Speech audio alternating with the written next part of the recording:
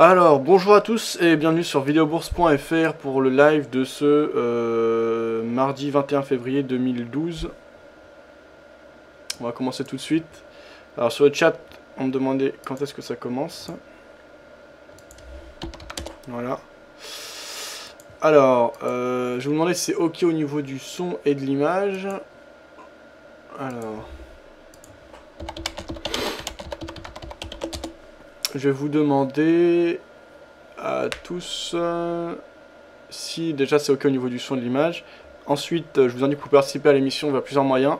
Premièrement, le chat écrit, en dessous du cas de diffusion de l'émission. C'est mieux de participer sur le chat écrit de Vidéo Bourse que sur le chat de live stream. Je le regarde plus souvent et voilà. Donc il est en bleu en dessous du cas de diffusion de l'émission. Vous le trouvez à plusieurs endroits du site.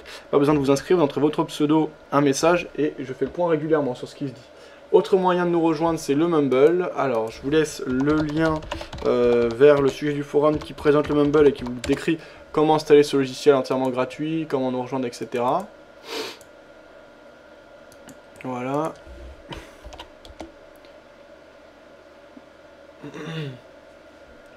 Oui, vous pouvez également me rejoindre sur Skype. Donc, Skype, Fabien Web, tout attaché. Ok, je crois que c'est tout. Alors, je vais baisser un peu ça. Allô? Ouais, c'est un peu mieux. Donc nous, notre but, c'est de trader aujourd'hui. On est à 1032 $ d'équité. La pression à court terme, elle est à l'hésitation. On est dans une période de range. Donc déjà, je vais simplifier le graphique là. Alors, on est en dessous du point pivot du jour. Donc on a une ligne plutôt baissière. Le point de pivot du jour qui est à 1.3230.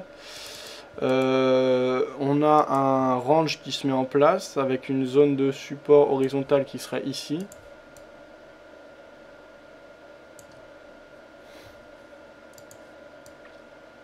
Une zone de résistance qui serait ici.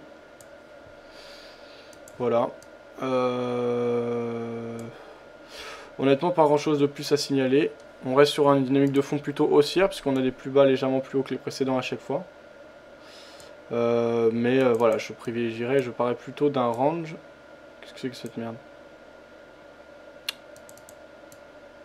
Putain, voilà.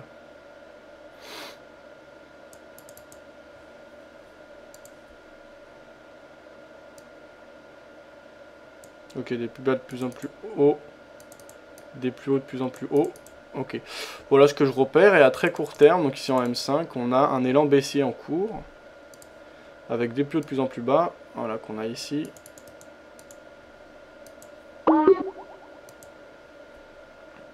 Alors. Voilà. Donc...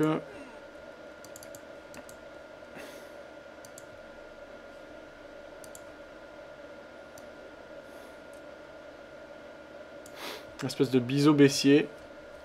Voilà ce que je peux repérer. Donc je vais placer des ordres en attente. Ouais, je vais mettre un sell stop à 1.318005.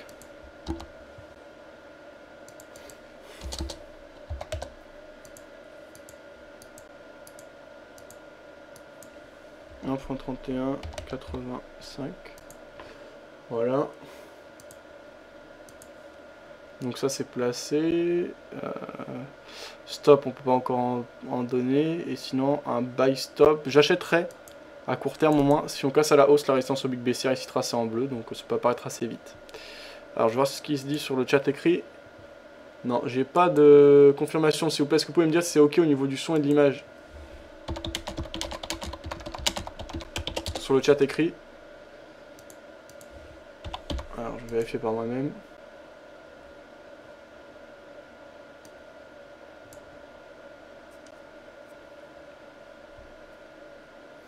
A priori c'est bon.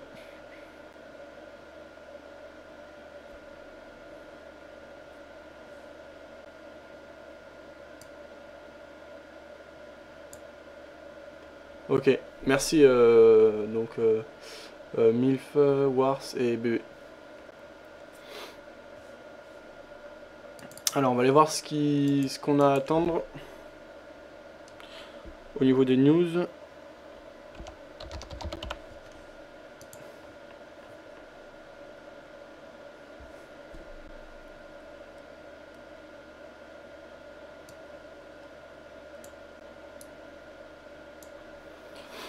Alors, au niveau des nouvelles, on aura les principales ventes au détail, annonce sur taux d'intérêt. Non, on n'aura pas de grosses nouvelles aujourd'hui. Cet après-midi, on surveillera quand même l'indice d'activité de la Réserve fédérale de Chicago, la confiance des consommateurs à l'économie européenne à 16 h. C'est tout, mais pas de gros chiffres à attendre aujourd'hui. Alors, on va se repérer un peu fondamentalement en faisant un point sur les nouvelles qui tiennent le marché et qui animent le marché ce jour. Pas de grosses nouvelles. Hier, il n'y avait pas les Américains. Je vais voir si aujourd'hui, il y a d'autres banques centrales qui sont en jour férié, un day off. On va voir ça. Non. Donc, tout le monde est sur le marché quand même. On va écouter... tiens, on va commencer par écouter Olivier Delamarche qui s'exprime au micro de BFM. On écoute ça tout de suite. Je vous retrouve dans quelques instants. Notre franc-tireur du mardi vient de nous rejoindre, Olivier Delamarche. Bonjour, Bonjour Olivier. Guillaume. Associé gérant de Platinum Gestion. Olivier, on voit que les marchés, manifestement, se fichent de l'accord grec de la nuit dernière. Ça ne soulage pas particulièrement. Ça avait déjà été pricé, on s'attendait tous à cet accord. Oui, enfin, il n'y a aucun soulagement à avoir. On les a amenés patiemment au bord du gouffre et hier, on les a poussés dedans, hier soir. Donc, je pense que on pourrait tous faire une petite minute de silence. D'abord, ça nous éviterait de dire des bêtises, enfin à certains. Et puis ensuite, c'est vraiment l'heure des condoléances pour les Grecs. Donc ça n'a rien changé. On leur redonne de quoi s'endetter encore un petit peu plus. Et oui, vous, ces nouvelles aides européennes, vous y voyez un endettement futur supplémentaire. C'est du bon taux de dette, quoi. C'est-à-dire, où elle est ma dette entre mes trois petits trucs là que je fais circuler et malheureusement, rien n'est réglé et on ne fait que annuler d'un côté ce qu'on donne de l'autre. Enfin, c'est... Quand même. On n'a pas de solution, on n'a aucune solution. De mois en mois, l'endettement des Grecs grossit, il va continuer à grossir parce que de toute façon, toutes les mesures qui sont votées aujourd'hui font qu'ils n'auront pas de croissance. S'ils n'ont pas de croissance, ils pourront même pas payer les intérêts de la dette et donc la dette continuera à grossir. Alors jusqu'à quand ? Jusqu'à ce qu'enfin on ait admis qu'il fallait supprimer l'ensemble des dettes sur la Grèce et la laisser sortir de l'euro. C'est à peu près la seule chose qui pourra peut-être les sauver à terme, mais en tout cas, là, on s'y prend bien mal. Quand même, ce nouveau plan de sauvetage, il doit réduire l'endettement de la Grèce à 120% du PIB en 2020. Mais non, vous demandez à des banques. Mais non, vous demandez à des banques qui sont la plupart grecques, parce que en Europe, mis à part les banques grecques, ils ne détiennent plus beaucoup d'obligations grecques. Donc vous demandez à des banques de faire un haircut de 50% et elles vont aller demander à l'État de se recapitaliser derrière parce que ça les fera sauter. Donc tout ça c'est ridicule, c'est juste du déplacement de dette. Donc arrêtons de croire que personne ne croit plus d'ailleurs aujourd'hui quand vous écoutez les commentateurs, personne ne croit plus que cette histoire va permettre de réduire la dette de la Grèce. C'est ridicule. Donc tout ça c'est...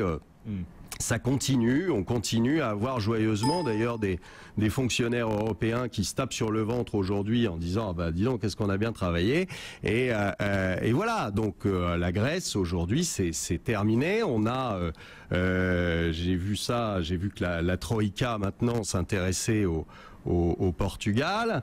Je vous ai dit tout à l'heure, là où la Troïka passe, l'économie trépasse. Donc le prochain, c'est le Portugal.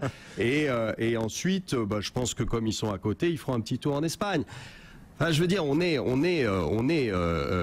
quand même aux mains sous la décision de gens qui ont des espèces d'obsession, il ne faut pas qu'un pays sorte de l'euro, ça serait une catastrophe. On entend tout un nombre de bêtises à longueur de journée. Et pour vous, ça y est, c'est sûr, la Grèce va éviter une sortie de la zone euro après le plan de la nuit dernière? Ah non, sûrement pas.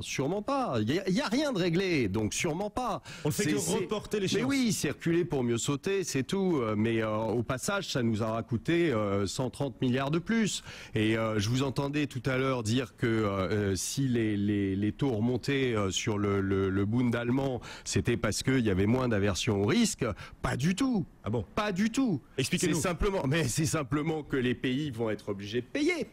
La France, l'Allemagne vont être obligés de payer. L'Allemagne, c'est le plus gros contributeur. Vous continuez à acheter du Bund à 1,80, vous? Ouais, vous n'avez pas peur, hein? Donc pour vous, Bon. c'est l'explication principale. Bah évidemment, c'est l'explication principale. C'est qu'aujourd'hui, on sait très bien que si on continue comme ça, tout ça va nous amener tous dans le mur, c'est-à-dire le sauveteur et le noyé. Donc forcément, on va avoir un impact sur les banques allemandes qui sont pas si bien qu'on le dit. Vous avez une économie allemande qui n'est pas si bien qu'on le dit au niveau du chômage, etc. On le sait très bien. Il y a 20% de la population allemande qui vit avec moins de 600 € par mois. Si vous les prenez pas pour des chômeurs, c'est quand même quasi la même chose. Donc excusez-moi, mais ça va pas si bien que ça en Allemagne et on n'a aucune raison d'acheter du Bund allemand à 10 ans à 1,80. Voilà. Alors voilà, un tableau très noir brossé par Olivier Delamarche. Malgré tout, Olivier, la BCE est là et Mario Draghi va à nouveau inonder les banques de liquidités la semaine prochaine. Dieu est là, on l'a rencontré, il est italien, ce qui est à peu près normal, mais il est italien, il s'appelle Mario Draghi et il va nous inonder d'euros et donc tout le monde est content. Ça a une contrepartie, les inondations d'euros. Hein. En général, quand vous apercevez quand il y a eu un feu et que les pompiers sont passés et qu'ils ont inondé les appartements, ça fait presque plus de dégâts qu'un feu. Au-delà de l'image, Olivier. Au-delà de l'image. Au-delà de l'image, la BCE a calmé les marchés pour l'instant. Mais non, elle n'a rien calmé du tout. La BCE, il y a un espèce de type qui, on le savait, sort de Goldman Sachs et utilise très exactement les mêmes méthodes que Bernanke, qui est d'imprimer des billets. Vous savez, Voltaire disait en 1729, quand une monnaie est basée sur la confiance qu'on a dans le gouvernement qui l'émet, invariablement, elle retourne à sa valeur réelle qui est 0. Voilà. Donc, quand vous imprimez à tour de bras des billets de Monopoly, ça ne vaut rien. Ok ? Donc, on va avoir des conséquences à ça. Monsieur Draghi sera responsable très probablement d'une flambée des matières premières et des matières premières alimentaires. Quand les gens n'auront rien à bouffer, vous allez voir qu'il va se passer des choses désagréables. Mais à court terme, il a ramené la confiance et ça vaut tout l'or du monde quand même. Mais la confiance c'est quoi? La confiance en quelqu'un qui ne sait que réagir en imprimant. Alors, on va écouter juste la fin de son discours. Je viens de prendre une position à l'achat sur Eurodol. Alors, je coupe l'expert advisor, par contre, parce qu'il a mis des positions, des stop loss et take profit que je voulais pas. Voilà. Et donc, je suis en position acheteuse sur l'euro-dollar. Je vous rappelle que vous pouvez suivre mes résultats en direct en cliquant sur le lien résultat du compte. Et donc, CT, c'est le compte court terme, MT moyen terme. Donc, il s'agit du compte court terme. Au-dessus du cas de diffusion de l'émission. Donc, là, je viens de prendre une position acheteuse. Le stop loss, je vais le mettre sous le support qu'on avait ici. Ça peut être faire un stop loss un peu large. 1.3181 pour une entrée à 1.3223. Ouais, ça fait 40 pips, mais c'est intéressant. Donc, je vais mettre à 1.3180 le stop loss. 1.3180, voilà. Et le take profit pas de take profit, pardon. Donc, je viens de prendre une position à l'achat, entrée à 1.3223.2, stop loss à 1.3180. Et on va voir si les acheteurs ont la force de reprendre en main ce marché. Et donc, de partir du bas du range jusqu'au haut du range. Donc, de rallier la R1 du jour qui correspond aux plus hauts qui ont été marqués. Et à la zone de résistance dans laquelle on évolue depuis les plus hauts qui ont été marqués cette nuit. Voilà. Donc déjà il faut confirmer la cassure de cette zone de résistance oblique baissière, parce que pour le moment on est juste passé au-dessus, mais on voit que les vendeurs reviennent tout de suite, donc pour l'instant on peut parler d'un franchissement, mais ça peut être également un faux signal. Donc attendre que les acheteurs prennent clairement en main ce marché avec une certaine force, et qu'on marque effectivement une phase de correction. On va prendre des Fibos, alors plus haut et plus bas, voilà. On est au niveau de 23,6%, donc il peut rester du potentiel pour un retracement court terme. C'est ce qu'on va chercher. Mon but toujours de laisser courir dans le sens du mouvement initié, là, en l'occurrence l'impulsion est haussière, jusqu'à ce que la hausse éventuelle s'essouffle. Donc à ce moment-là je prends mon profit. Et voilà, donc pas de take profit, plutôt du suivi de tendance, du suivi de mouvement. On va jeter un coup d'œil également au compte moyen terme. Le compte moyen terme, Alors 2 petites secondes. On est au niveau du point d'entrée là, hein, sur l'euro-dollar. Pas de gros mouvement pour l'instant.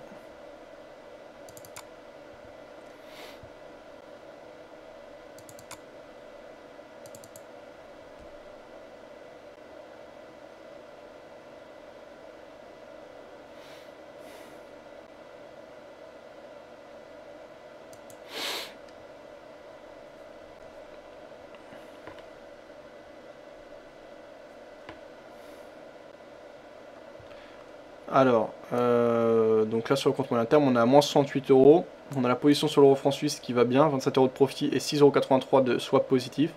Et sur l'euro dollar, ça va mal, 3,77 € de swap négatif et 97 € de perte pour l'instant. Je rappelle qu'on est vendeur à moyen terme sur l'euro dollar, donc on verra ce que ça donne par la suite.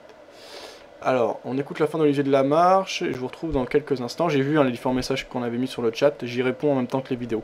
Donc bonjour à tous ceux qui nous rejoignent au fur et à mesure, hein, salut Karim, etc. Des billets qui ne valent rien, c'est ça la confiance, hein.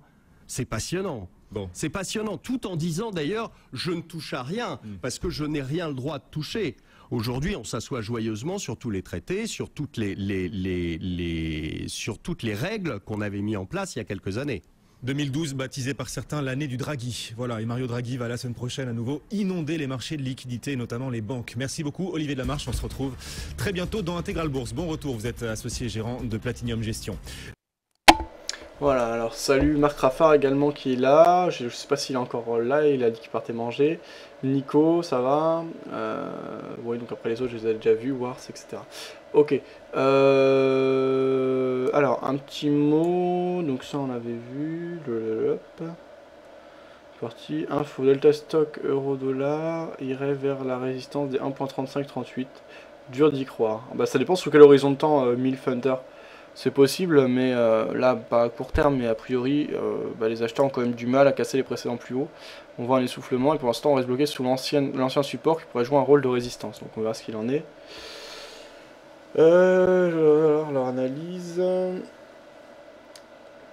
Joint a quitté Alpari parce qu'ils vont fermer leur plateforme QTrader pour les CFD, et j'aimais beaucoup cette plateforme. Comment c'est ceux qui vont la fermer, Karim? Qu'est-ce qu'on va la remplacer par une autre, ou est-ce que c'est parce que ça marchait pas? Quelle est la raison de ton nom de Fab? Alors j'ai expliqué en partie, Wars, c'est la cassure de la résistance oblique baissière court terme. C'est pas une raison des plus valides, mais c'est également parce qu'on a une grosse bougie haussière qu'on voit ici, qu'on est proche d'une zone de support. On est plutôt à la partie basse du range, donc voilà les quelques raisons d'une hausse. C'est pas grande conviction, mais ça me permet de prendre une position acheteuse en me protégeant sous un support intéressant. Étant donné que je vise à suivre un mouvement, on a une impulsion haussière proche de la zone de support, donc voilà les différentes raisons de ma prise de position. Alors j'allais recevoir t'as quitté Alpari parce qu'ils vont faire la place, on avait vu, ok.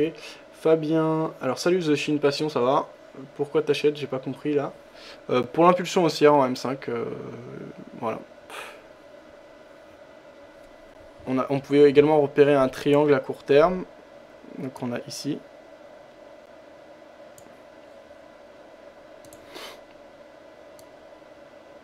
Donc avec des plus hauts de plus en plus bas, des plus bas de plus en plus hauts.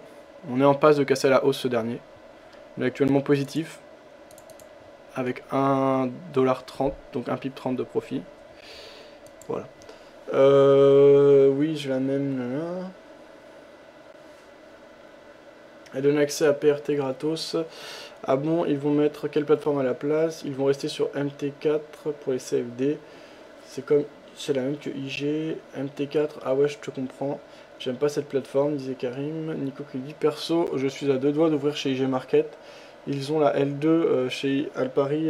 Karim demandait Nico. Alors la L2, il s'agit du level 2.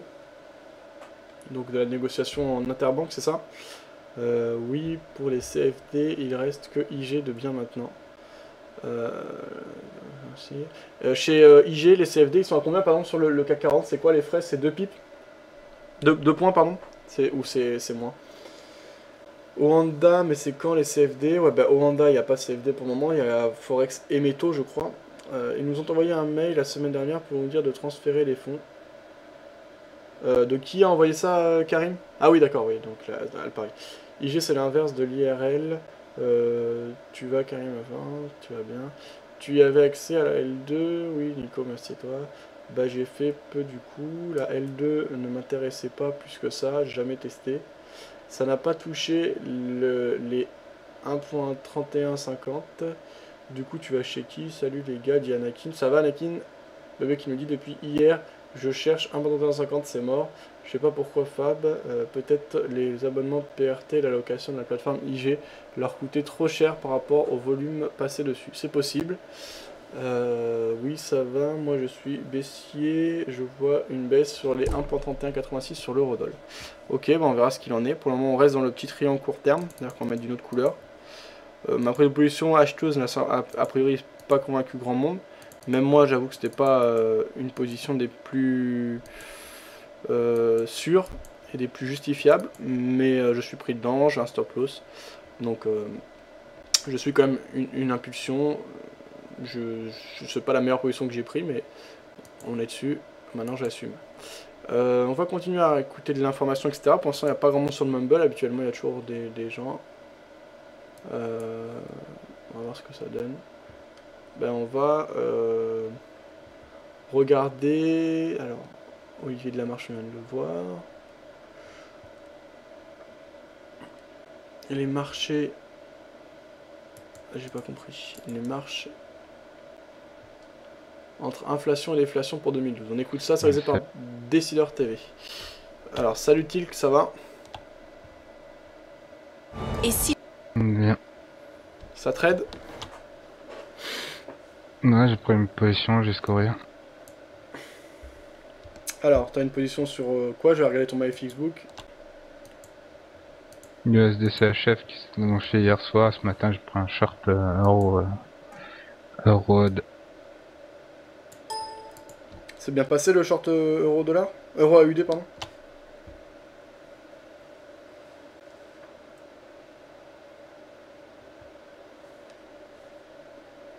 Alors, les résultats du compte de Tilk, donc triple écran, vous pouvez retrouver sur Vidéo Bourse, dans la partie suivi des résultats, donc en bas à droite de la page d'accueil, ou dans la partie suivi des résultats directement sur Vidéo Bourse. 0,74, donc on compte en profit actuellement. Sur le dollar, face au dollar hongkongais, on s'est plutôt orienté vers la hausse. Euro-franc suisse, une position acheteuse toujours. Dollar face au franc suisse, position acheteuse positive pour le moment. Euro-AUD, d'accord, ouais. Position à la vente, pour le moment, se passe moyennement. Ok, ouais, donc là, tu es positif sur l'ensemble de tes positions. Mais ouais, reste un gros engagement sur le dollar face au dollar hongkongais qui pour le moment bouge pas des masses. Mais t'es quasiment à l'équilibre là sur le dollar face au dollar hongkongais, ça? Ouais, j'ai balargué ma grosse position. Je fais un petit bénéfice ce matin. À cause du swap, là je vais attendre que... Je vais essayer de reprendre un long d'ici là quand il y aura une tendance haussière dessus. Donc voilà, je rejouerai la tendance haussière en H1 quand il y aura un signal en H1. Je vais attendre que ça descende au niveau des 7,75-30, 7,75. Si ça arrive à ce niveau-là, je prends long et j'essaie de viser des vagues de 20-30 pips. On verra bien. Ouais. Ok, ok.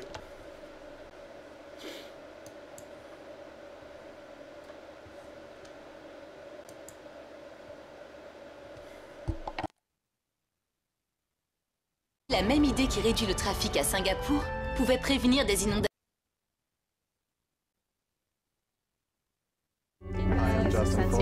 Run by investment bankers, and Morningstar's modus operandi. Bienvenue pour cette nouvelle session des formations institutionnelles Morningstar. J'ai le plaisir de retrouver Jean-François Bel, patron de Morningstar pour la France. Bonjour Jean-François. Bonjour Thomas. Et à vos côtés, Mathieu Mouly. Bonjour Mathieu. Bonjour Thomas. Responsable des ventes ETF chez Lixor. On va faire un bilan et une perspective, bilan 2011 et une perspective 2012, après quelques semaines déjà, pour voir comment toute cette actualité évolue sur les marchés. Un mot déjà, Jean-François, sur le bilan de la fin de l'année 2011 en termes de collecte. Alors, en termes de collecte, ça a été une année qui a été très difficile globalement. C'est vraiment une année où il y a eu une hémorragie très forte sur l'ensemble des classes d'actifs. Plus que l'effet marché, c'est aussi la décollecte nette qui est significative. Quand on regarde la France, on fait un focus sur le marché français, on a à peu près 70 milliards de décollecte, à peu près sur toutes les classes d'actifs, principalement sur les gestions de taux, 30 milliards sur les fonds monétaires, 20 milliards sur les fonds obligataires, une quinzaine de milliards sur les fonds actions. Ça veut dire que c'est du cash qui est retenu quelque part? Alors c'est du cash qui est sorti, qui n'a pas été réinvesti dans l'industrie de la gestion collective. La plupart du temps, les investisseurs particuliers sont partis sur l'épargne bilancielle. Vous avez des investisseurs qui sont rentrés dans les livrets A, les livrets réglementés. Les institutionnels aussi ont joué cette carte puisqu'ils sont sortis des fonds monétaires pour rentrer dans des comptes à terme, rentrer dans des obligations en direct court terme, crédit et dans d'autres, je dirais, types de placements en attente en fait puisque les marchés, vous le savez, étaient très très difficiles. C'est le moins qu'on puisse dire. Alors pour ceux qui sont restés investis, on a vu une allocation assez forte vers l'obligataire. Alors, les institutionnels ont énormément d'obligations. Globalement, un institutionnel, assureur, caisse de retraite, mutuelle, a 80-90% d'obligations en portefeuille. Avec des arbitrages quand même au sein de ce panier obligataire? Alors, en fait, il y a eu une année qui a été séparée en deux l'année dernière. On a eu un premier début d'année, premier semestre, qui a été plutôt positif pour les classes d'actifs obligataires. La décollecte s'étant positionnée sur les fonds monétaires, ce qui était déjà le cas en fait ces dernières années, notamment en 2010. On a eu en fait une rupture brutale à partir de l'été 2011, puisqu'on a vu que la crise de la zone euro atteignait un paroxysme. Et donc il y a eu cette fois-ci une très forte sortie de l'ensemble des classes d'actifs dites risquées de long terme. Et sur les fonds obligataires, c'était principalement le cas sur les emprunts d'État de la zone euro. Donc sortie massive des emprunts d'État de la zone euro. Certains investisseurs se sont positionnés sur d'autres classes d'actifs diversifiantes. On a vu des entrées dans des obligations internationales, la dette émergente ou du crédit à court terme, mais beaucoup sont sortis directement, catégoriquement des fonds pour rester sur du cash ou d'autres classes d'actifs en direct. Mathieu, vous avez un poste d'observation aussi privilégié. Les ETF, vous avez une vision d'ensemble des classes d'actifs. Qu'est-ce qui s'est passé fin 2011? Qu'est-ce que vous avez observé? Nous, on a une année un peu 2011 en deux teintes. On a un petit peu, comme Jean-François l'a dit, une deuxième partie d'année difficile, mais une première partie d'année plutôt assez bonne, avec beaucoup de gérants diversifiés, multigérants encore actifs, encore acheteurs de risque. Et quelque part des jolies collectes pour nous sur les émergents, des jolies collectes aussi sur l'Europe, un peu sur les US. Tout ça s'est arrêté cet été. Ouais, après la dégradation du triple A américain au mois d'août, on s'en souvient, un coup de tonnerre. Exactement, et ce coup de tonnerre, cette baisse des marchés, cette aversion totale au risque un petit peu Comment ça s'est traduit alors sur les ETF On a eu sur cette typologie d'acteurs, gérants diversifiés et multigérants, qui sont plutôt des gérants assez tactiques, assez réactifs, finalement une grosse baisse des flux, une grosse baisse de l'activité, un repli notamment, comme Jean-François le disait, sur des classes obligataires sans risque, et on a vu des flux de collecte plutôt sur les taux allemands 10 ans, sur la dette américaine également, le 10 ans américain n'a fait que baisser pendant tout le S2, le gros de la collecte s'est fait à cet endroit-là. De façon un peu surprenante, les institutionnels qui ont été de notre côté sur les ETF assez peu actifs au S1, parce que nous c'est la partie tactique des institutionnels qu'on va voir sur nos ETF, on les a vus au mois d'août pour certains racheter le marché, racheter du CAC, racheter de l'Eurostoxx 50, et finalement c'est des pauses qu'ils ont conservées sur une deuxième partie de l'année, qu'on a vu sortir un peu en décembre, qu'on voit encore sortir aujourd'hui. Et on a par contre, on commence à voir un petit peu, fin d'année, début d'année 2012, le retour des gérants un peu plus tactiques sur les classes d'actifs à risque. Oui, c'est ce que j'allais vous dire. Début 2012, sur les chapeaux de roue, avec des classes d'actifs qui, on pourrait se dire, ont déjà fait l'année en quelques semaines. Ah mais quasiment, c'en est presque édifiant. Si vous regardez les émergents, la moyenne se situe autour de plus 15, plus 20%. J'ai en tête le Brésil, plus 20%, la Russie, plus 19%, les émergents global, plus 12%. On a quasiment fait l'année sur les émergents. Qu'est-ce qui explique ce retournement-là? Je crois qu'il y a eu un... Jean-François ? Il y a beaucoup de liquidités déjà dans le marché. Il y a beaucoup de liquidités qui attendaient. C'est Mario Draghi en fait, c'est la fin Trichet, l'arrivée de Draghi. C'est l'année du Draghi. Il paraît. Donc on a eu en fait les liquidités qui sont sorties en 2011 chercher à s'investir. À partir du moment où la BCE est rentrée à la manœuvre, était à la manœuvre et a donné un signal fort de refinancement des banques, de rachat d'intervention sur le marché secondaire de la dette, c'est venu un petit peu retirer ce risque systémique d'explosion de la zone euro et redonner un peu de confiance. Et on a vu toutes les classes d'actifs risqués rebondir. Donc cette fin d'aversion au risque a été phénoménale depuis le début de l'année. Et Mathieu, vous d'ailleurs, vous avez une image par rapport à ça concernant cette arrivée de liquidité, hein, vous imaginez, vous avez l'expression du pot d'eau, en fait, c'est un pot d'eau, les marchés. Il y a toujours une expression qu'on connaît bien sur les marchés, c'est don't fight the Fed. Quand la Fed arrive avec son argent, il faut la suivre. Ouais. On pourrait aujourd'hui un petit peu tirer le parallèle, c'est don't fight the BCE. La BCE avec son argent, en effet, le marché, c'est comme un brodo, quand vous rajoutez de l'eau, ça monte, même si ça fuit un peu. Globalement, l'impact de liquidité est tellement majeur. Et c'est ce qui s'est passé. Qui s'investit en fait, qu'elle s'investit. Que quelque part on retrouve ça assez directement. L'idée du LTRO de Mario Draghi, c'était de pousser les banques à racheter des obligations d'État. Et on en attend un second, un deuxième. Fin février. Fin février. Et donc c'est peut-être aussi ce qui explique cette espèce d'appel d'air. Peut-être quantitative easing 3 aux États-Unis. Bon. Alors, une fois qu'on a dit ça, qu'est-ce qu'on fait, notamment si on n'est pas monté dans le train au début de l'année? Alors, on aura la chance d'organiser avec l'IXOR le 28 mars une formation institutionnelle sur l'allocation d'actifs, puisque la question, ce n'est pas tellement à très très court terme, qu'est-ce qu'on fait aujourd'hui, qu'est-ce qu'on fait demain, parce qu'on voit que c'est risk on, risk off, les liquidités se déplacent très rapidement, mais c'est plutôt pour un institutionnel à plus long terme, quel scénario jouer? Est-ce qu'on va plutôt sortir de la crise par l'inflation? Est-ce qu'on va plutôt sortir de la crise par la déflation? Les forces déflationnistes sont encore très fortes, un taux de chômage très élevé en Europe, des surcapacités de production. Et donc, c'est ce qu'on abordera au cours de la prochaine formation le 28 mars. Ça semble incroyable qu'on soit dans ce débat inflation ou déflation. En effet, on a deux scénarios très extrêmes qui peuvent se présenter. Et quand on est gérant institutionnel, du coup, on se pose les questions droite-gauche. On les a même aujourd'hui plus basiquement à très court terme. Si vous parliez est-ce qu'aujourd'hui il faut monter dans le train encore? Est-ce qu'il faut suivre ces flux et continuer à monter avec le marché? Ou alors on a un petit peu un risque asymétrique derrière et c'est qu'est-ce qui va se passer sur la Grèce? Le Portugal, c'est en train de devenir une Grèce bis. On ne sait pas ce qui va se passer et on a un vrai risque aujourd'hui, un peu d'événements macro. Si on a un choc là-dessus, les marchés peuvent encore dévisser. Ouais. Donc les questions, elles se posent sur le long terme, mais également à court terme. Bon, et en tout cas, sur le long terme, vous avez noté la formation Morningstar, inflation-déflation. On rappelle la date?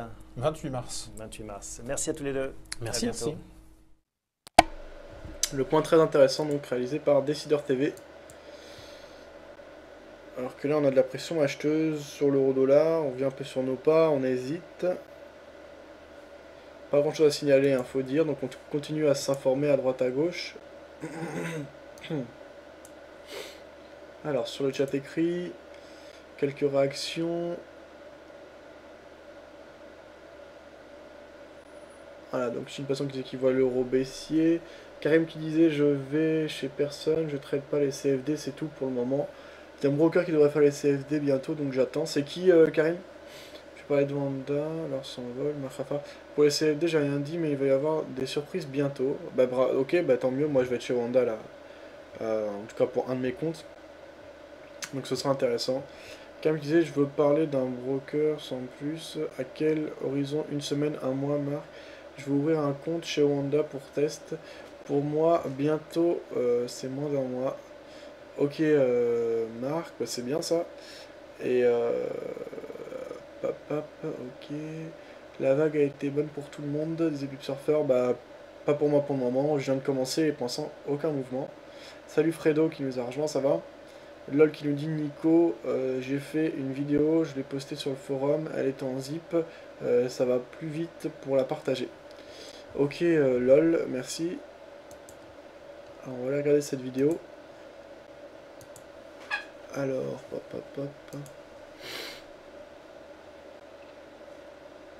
passer des ordres rapidement dans MT. C'est quoi? C'est ça, voilà, j'ai fait une petite vidéo, l'installation. D'accord, non, on va pas la regarder parce que c'est pas en rapport avec l'actualité ou quoi. C'est merci à toi LOL, c'était un très bon travail. C'est en fait un outil qui permet de passer plus rapidement sur MT4, de gérer ses ordres, de tout faire en même temps, etc. Donc qui est partagé sur LOL. Vous avez son sujet dans le forum. Donc n'hésitez pas à aller y faire un tour. Je vous laisse le lien. Et donc les vendeurs qui tentent de reprendre en main ce marché, toujours dans la phase d'hésitation là. Il n'y a pas de vraie variation, on a le triangle qui est un peu malmené, on met un peu de pression sur la résistance oblique baissière.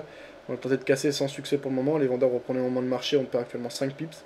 Juste au-dessus, il y a le point pivot du jour à 1.3230, donc il faudra s'en affranchir avant d'éventuellement accélérer. Pour le moment, ce sont plutôt les vendeurs qui tentent de prendre en main ce marché, donc on verra ce qu'il en est. Alors, on écoutait Olivier de Lamarche, on a écouté Décideur TV, c'était intéressant. Le point sur les marchés actions, on écoute ça, c'est réalisé par boursier.com. Marché actions en baisse aujourd'hui, avec un CAC qui a baissé, je ne sais pas exactement de combien, on va regarder ça.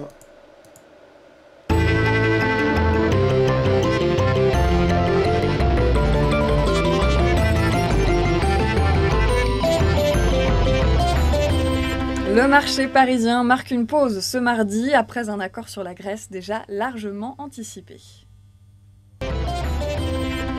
Et L'Oréal cède plus de 1%, Citigroup a abaissé sa recommandation sur le dossier. Des dégagements dans le secteur pétrolier après une séance soutenue hier. Enfin, Lafarge résiste malgré la mauvaise nouvelle pour son projet britannique avec Tarmac. Il pourrait être empêché par le risque de concurrence sur certains marchés de matériaux de construction. Renault poursuit son ascension après déjà 4 séances de hausse grâce à un avis positif d'analystes. Enfin, le secteur bancaire est plutôt bien orienté avec BNP Paribas et Société Générale. Et après des semaines de négociations, le gouvernement grec et les acteurs du monde de la finance sont donc enfin parvenus à un accord de sauvetage pour Athènes. Mais à force d'être attendu, son impact a donc été largement dilué et le CAC 40 marque une pause ce mardi. Athènes est parvenue à une entente avec ses créanciers privés pour réduire de 53,5% ses engagements envers eux, ce qui représente l'équivalent de 107 milliards d'euros. De leur côté, les États membres de la zone se tiennent prêts à verser jusqu'à 130 milliards d'euros via le Fonds européen de stabilité financière d'ici 2014. L'objectif initial est de faire revenir la dette publique à 120,5% du PIB à l'horizon 2020, ce qui en dit long sur la situation actuelle du pays. C'est la fin de ce flash. Prochain rendez-vous à 18h pour la clôture. Voilà donc le point réalisé par boursier.com. Alors, on reprend nos graphiques et on a donc des vendeurs qui ont mis de la pression, une grosse bougie baissière, presque aussi importante que la bougie haussière qu'on a vu précédemment. J'ai relevé mon stop. Je l'ai mis en dessous des précédents plus bas parce que ça fait quand même large un stop sous les plus bas qui avait été marqué cette nuit. Ça fait un stop de plus de 40 pips, c'est pas dans mes habitudes. Vu la force du mouvement baissier là, j'ai peur qu'on parte sur une grosse phase d'accélération. Donc je vais passer mon stop. Il n'est plus désormais qu'à 25 pips dans mon point d'entrée au lieu de 40, ce qui est déjà mieux. Donc on verra ce qu'il en est. Alors pour répondre Fredo, j'ai pris une position acheteuse sur l'euro-dollar.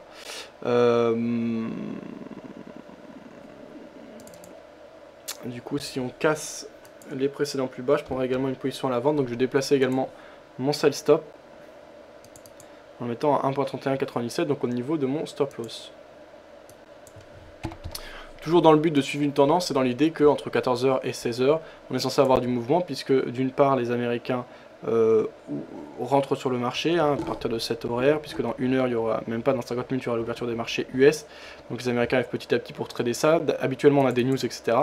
Les Européens sont toujours sur le marché, donc c'est des heures quand même susceptibles d'amener de la volatilité. On verra ce qu'il en est.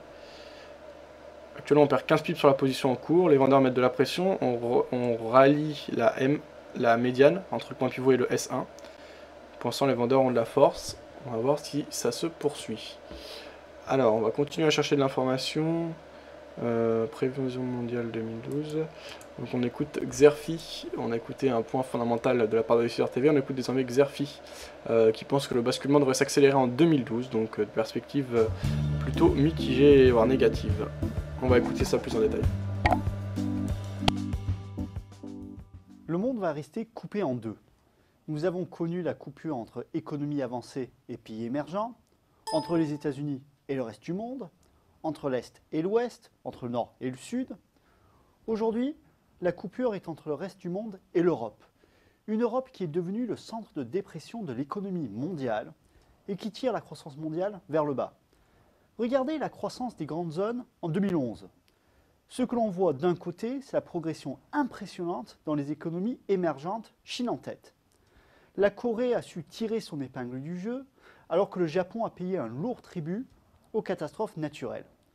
Ce que l'on voit surtout, c'est la performance médiocre mais similaire des États-Unis et de la zone euro. Regardez maintenant cette même carte, mais cette fois-ci pour 2012. On y voit se dessiner la nouvelle configuration de l'économie mondiale, avec le Japon qui rebondit et les États-Unis qui arrivent à tenir le coup, et la croissance euro-hollandaise qui s'effondre à 0,2% seulement. C'est notamment cela qui explique le ralentissement plus général de l'économie mondiale, malgré l'allure plus que respectable de la croissance chinoise notamment. Pourquoi donc les Américains arrivent-ils à tenir le cap alors que l'Europe n'y arrive pas? Ce qui est sûr, c'est qu'il y a une vraie volonté politique aux États-Unis de soutenir l'économie à bout de bras. Certes, les problèmes demeurent légion, notamment le chômage, mais les entreprises américaines n'ont eu cure de la perte du AAA dès l'été dernier et ont d'ores et déjà recommencé à garnir leur stock, confiantes qu'elles sont que la demande finira forcément par repartir. Non, on a beau retourner le problème dans tous les sens, la réalité, eh bien, elle est têtue. C'est l'Europe qui est l'homme malade de l'économie mondiale. Le seul constat que l'on peut faire à ce stade, c'est qu'en termes de politique économique, l'Europe a fait des choix radicalement inverses à ceux des États-Unis, mais aussi du Japon. Prenons la question de la monétisation de la dette. Là où les banques centrales américaines et japonaises se sont montrées très actives en accroissant massivement la taille de leurs bilans respectifs, l'institution de Francfort s'est retranchée dans un rigorisme très allemand. Idem pour les taux. Les États-Unis et le Japon pratiquent très officiellement la politique du taux directeur nul ou quasi nul, et s'ils avaient pu descendre encore plus, ils l'auraient sûrement fait. L'assouplissement euro-hollandais, lui, s'est limité à 1%, mais pas plus bas. Enfin, là où Américains et Japonais font de leur possible pour favoriser la reprise, dans la zone euro aujourd'hui, la priorité, eh bien, elle était au nettoyage des comptes publics. Réduction des dépenses, coupe claire dans les budgets, les effectifs et les salaires, tous les moyens sont bons. Il ne faut donc pas s'étonner qu'à court terme, du moins, la zone euro soit la région la moins dynamique du globe. C'est ce que l'on voit sur le tableau récapitulatif de nos prévisions. Nous avons déjà évoqué les États-Unis, qui parviennent à maintenir un rythme de croissance stable, mais on ne saurait passer sous silence le rebond japonais, malgré de nouveaux coups durs en fin d'année dernière, avec les inondations en Thaïlande, qui ont de nouveau déstabilisé les chaînes logistiques dans l'électronique. Certes, avec une population vieillissante et déclinante et une déflation lancinante, l'heure n'est plus à des taux de croissance flamboyants. Mais au moins le déclin relatif est-il bien géré. Bien entendu, les locomotives de la croissance mondiale se situent dans les pays émergents. Mais la demande mondiale, notamment par la faute de l'Europe, sera moins vigoureuse cette année, de sorte que la progression du PIB dans l'Asie émergente sera moins forte que par le passé. Voilà aussi qui pourrait jeter un voile sur les économies latino-américaines, pour lesquelles les exportations de matières premières restent très importantes, malgré une demande intérieure dynamique. Quoi qu'il en soit, le centre de gravité de l'économie mondiale a désormais basculé vers les pays émergents.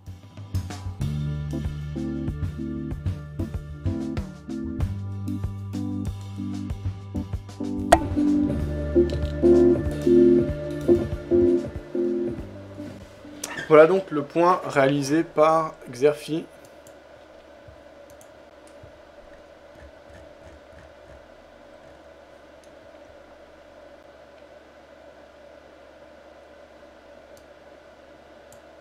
Sur le dollar, ça bouge peu, toujours dans le triangle, on part actuellement 11 pips 40. Alors sur le chat écrit, plusieurs réactions. Cubas qui nous avait rejoint, salut Cubas, ça va? Nico qui nous disait, c'est bon le bail limite sur Graph. De quoi Nico? De quoi tu parles? Marc Rafard qui me dit, pour les 20 pips de gain par jour, j'y arrive pour le moment, mais c'est pas facile. 20 pips de gain par jour c'est faisable, mais 40 de perte aussi, dit Anakin. Alors Fab, tu prends quoi? Là actuellement je suis haussier pip surfer, on verra ce qu'il en est. 20 pips régulièrement tous les jours sans perte. Des Chine Passion, bah ça c'est quand même compliqué. Hein. Sans perte, on a toujours forcément des pertes. Comment c'est possible par de pertes? Il y a forcément des mauvaises journées. Pip Surfer qui nous dit, un moment ou un autre, tu es obligé de prendre une perte. Voilà, c'est ça. Si tu veux tenter un truc dans ce genre, tu peux trader l'ouverture de Londres. Ouais, mais en solde journalier plus 20. Pour optimiser tes gains, tu peux trader le câble et GBP, GPY en cherchant 10 pips de chaque. LOL qui nous dit... Moi je l'ai fait les 20 pips ce jour, je suis à 30, 35, entre 30 et 50. Et depuis combien de temps, LOL, tu les tiens?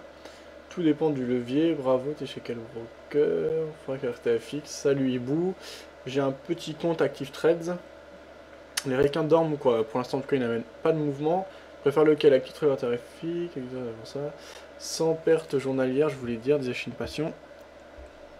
Alors si on regarde les marchés actions, notamment le S&P ici, on a très peu de mouvement également. On a comblé le gap d'ouverture haussier qui s'était observé aujourd'hui. Et au niveau du futur, et en journalier, on voit qu'on a une journée baissière sur le CAC, mais à court terme, pas de gros mouvements. Plutôt une phase de correction suite à l'accélération baissière de ce matin. Là aussi, on a comblé le gap. Et pas plus de variation que ça. 6 pips de perte actuellement, toujours pas très intéressant. Donc quand c'est pas intéressant, on regarde des choses, on va s'informer. Alors, deuxième plan de sauvetage de la Grèce. Donc on va en savoir un peu plus. La Grèce, toujours la Grèce, qu'il faut aller les attentions, même si là on va passer à autre chose, hein, parce que tout semble avoir été dit et décidé par rapport à la Grèce. Sombré dans la faillite, les ministres des Finances de la zone euro sont réunis depuis la fin d'après-midi à Bruxelles pour boucler leur second plan d'aide à la Grèce, une enveloppe de 130 milliards d'euros pour redonner de l'air à ce pays et éviter la contagion au reste de l'Europe. Malgré la détermination à trouver un accord, rien n'a été signé pour l'instant. À Bruxelles, Pascal Verdeau et Tahar Nasri. Il a fait le voyage à Bruxelles pour prêter main forte à son grand argentier. Papademos, le Premier ministre grec, attendait ce deuxième plan de sauvetage depuis des semaines. Une aide de 130 milliards et l'effacement de 100 milliards de dettes par les créanciers privés. Je suis optimiste, mais dans tous les cas, nous avons besoin d'un feu vert politique de l'Eurogroupe. Première douche froide dans la foulée. Le ministre néerlandais veut placer la Grèce sous surveillance renforcée. Je suis en faveur d'une troïka permanente à Athènes. Quand on voit les dérapages des comptes publics, c'est probablement nécessaire. Autre ligne rouge, la volonté des Européens et du FMI de maintenir la dette grecque dans des limites raisonnables. Ce programme devra assurer clairement que l'endettement grec ne dépassera pas les 120% en 2020. Ce soir, les négociations se poursuivaient avec le secteur privé. En jeu, un effacement plus ambitieux encore de la dette grecque. Seulement voilà, il faut trouver encore plusieurs milliards d'euros en plus du plan de sauvetage. Décidément, la Grèce reste un casse-tête pour les autres Européens. Oui, les négociations risquent encore de durer une bonne partie de la nuit. Alors comment réagit-on en Grèce? En direct d'Athènes, nous rejoignons notre correspondante Alexia Kefalas. Bonsoir. Bonsoir Alors, Stéphane. Plus que jamais, la Grèce se serre la ceinture, notamment dans un domaine très important, c'est celui de la défense. Oui, effectivement, on demande toujours aux Grecs plus d'austérité, mais finalement, dans la répartition des dépenses budgétaires, eh bien, tout cela fait un peu grincer des dents. Concrètement, aujourd'hui, le journal britannique Independent publie une enquête et croit savoir que l'Union européenne aurait demandé à la Grèce de ne pas toucher à ses dépenses militaires, des dépenses militaires qui représentent 2%, un peu plus de 2% du PIB grec. C'est donc assez considérable et pourtant, effectivement, il faudrait réduire de 400 millions d'euros. Alors 400 millions d'euros, ça concerne forcément, ça ne pourrait pas concerner le matériel d'armement, mais directement le salaire des militaires et c'est là que le bas blesse, car effectivement, eh bien, les Européens ou d'autres en tout cas entretiennent une relation conflictuelle avec la Turquie voisine et donc il faut protéger les frontières grecques, notamment de l'afflux des migrants clandestins qui notamment en ce moment sont de plus en plus nombreux et de l'autre côté, eh bien, garder de bons termes avec l'armée en Grèce revient aussi à une paix sociale et à l'heure actuelle où les Grecs sont de plus en plus en colère, eh bien, personne ne veut toucher à cette paix sociale, ni à l'Union européenne, ni même parmi les autorités grecques. Merci beaucoup Alexia Kefalas en direct d'Athènes. Voilà donc le point sur la Grèce. Alors c'est jamais évident, toujours pas de mouvement sur euro-dollar, donc on continue à s'informer à droite à gauche. Donc le point sur la Grèce. On avait Jacques Sapir, on va l'écouter au micro de BFM à propos du dossier grec toujours, qui cristallise les attentions même si on commence à se déboucler. Ça fait quand même pratiquement 3 semaines qu'on ne cesse de le répéter. Mais là, effectivement, je pense que la Grèce va éviter un défaut au mois de mars. Au mois de mars, ça veut dire qu'on reporte l'échéance ?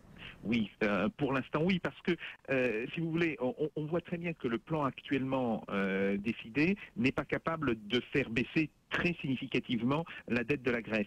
Donc les problèmes vont... Il y a une hausse sur l'eau qui se prépare là. La situation se détériore extrêmement vite en Grèce même. De quoi j'ai pas compris ?